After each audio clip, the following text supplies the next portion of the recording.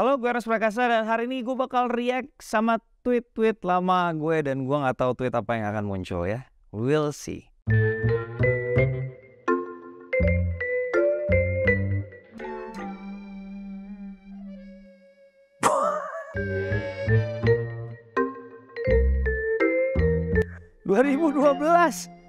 Wow, wow.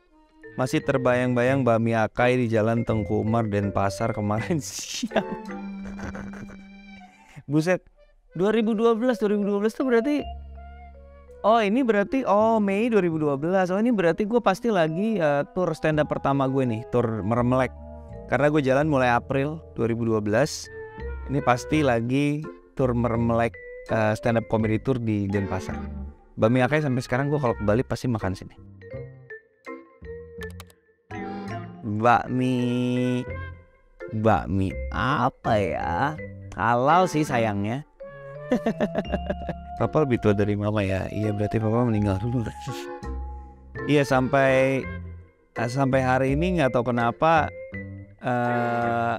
Snow itu punya fascination sama life, death, God gitu. Kayak baru-baru ini dia nanya lagi, manusia itu yang nyiptain Tuhan ya Pak? Iya. Yang nyiptain Tuhan siapa Pak? Gimana ya jawabnya? Repot lah pokoknya lah. Susah anak ini. Anjay. Ini gue inget waktu itu ada salah satu orang ya, mau dibilang public figure juga gue nggak tahu dia terkenal apa, mau dibilang artis juga nggak tahu artnya apa, tapi pokoknya adalah orang yang mempermasalahkan kata ini.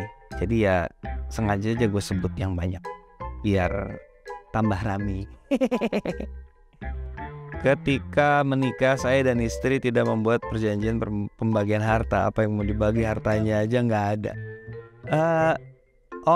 Oke. Ya ini waktu itu kayaknya merespon salah satu ini ya, kasus selebriti yang mana ya ini. Saya terus terang lupa juga ini ya.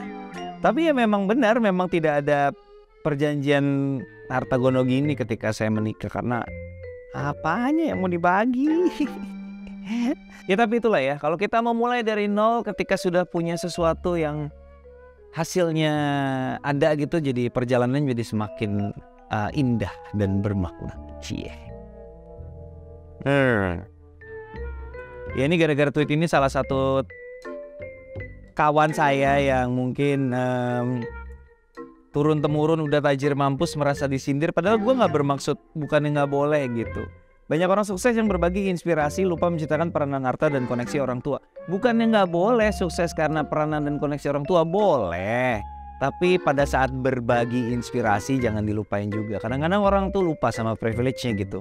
Giliran ngisi workshop, seminar, atau bikin kata-kata motivasi tuh seolah-olah berjuang dari nol padahal tidak. Itu aja poinnya. Bukannya kita nggak boleh melanjutkan sukses orang tua, canggih dan nggak gampang juga. Orang tua sukses kita terusin sukses juga, itu juga nggak gampang. Tapi kalau misalnya berbagi inspirasi, jangan ada yang di skip ketika mention mengenai latar belakang. Itu aja. Woi, 2018 cukup serius ya. Menurut gue melanggar istilah Tionghoa sama saja memelihara luka masa lalu. Kita perlu berdamai dengan sejarah yang gelap. Cina adalah sebuah kata yang dimaknai oleh konteks kalimatnya, jadi nggak usah takut nemu Cina. Iya, kalau gue nggak salah Pak SBY ya, presiden yang menekankan kembali betapa kata Tionghoa itu menjadi go to word gitu instead of ngomong Cina. Padahal menurut gue itu menjadi sesuatu yang kayak kita kabur dari kenyataan masa lalu gitu. Cina ya Cina aja udah.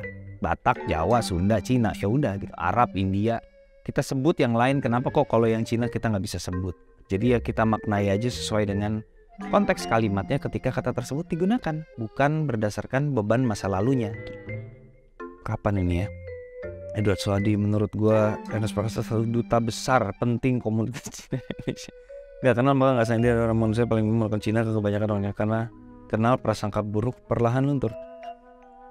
Iya, kalimat yang terakhir menarik sih.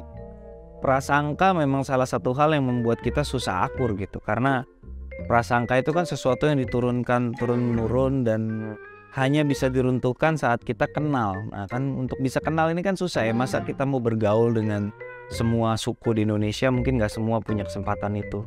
Makanya film menjadi salah satu media yang penting untuk meruntuhkan sekat itu saat kita mengenalkan keluarga Koafuk sebagai sebuah keluarga Chinese, atau istilah anak sekarang Cindo. Zaman gue dulu nggak ada istilah Cindo ya, sekarang istilahnya Cindo. Sebagai sebuah keluarga Cindo di Indonesia dengan berbagai konfliknya, gue rasa orang akan melihat at the end of the day, apapun sukunya ya kita manusia, kita keluarga, kita punya konflik yang kurang lebih sama anggota keluarga yang lain terlepas dari latar belakangnya. Itu sih. Jadi sebenarnya mau memanusiakan manusia terlepas daripada atribut etnis yang menempel pada dirinya. Itu sih salah satu magisnya sinema dan film. Kesannya tuh mewakili banget gitu, padahal gue juga kan banyak bikin salah juga. Jadi enggak lah, Duta Besar terlalu berat lah. Duta Besar mungkin lebih ke Pak Ahok kali ya, Duta Besar. Atau Kwiki Anggi gitu. Siapa kayak gitu, jangan gue lah, berat banget. Ya itu dia teman-teman, gue Aras Prakasa dan gue baru saja mereview dan mereact tweet lama gue. Jangan lupa film Cek Toko Sebelah 2 sudah bisa kamu tonton di bioskop.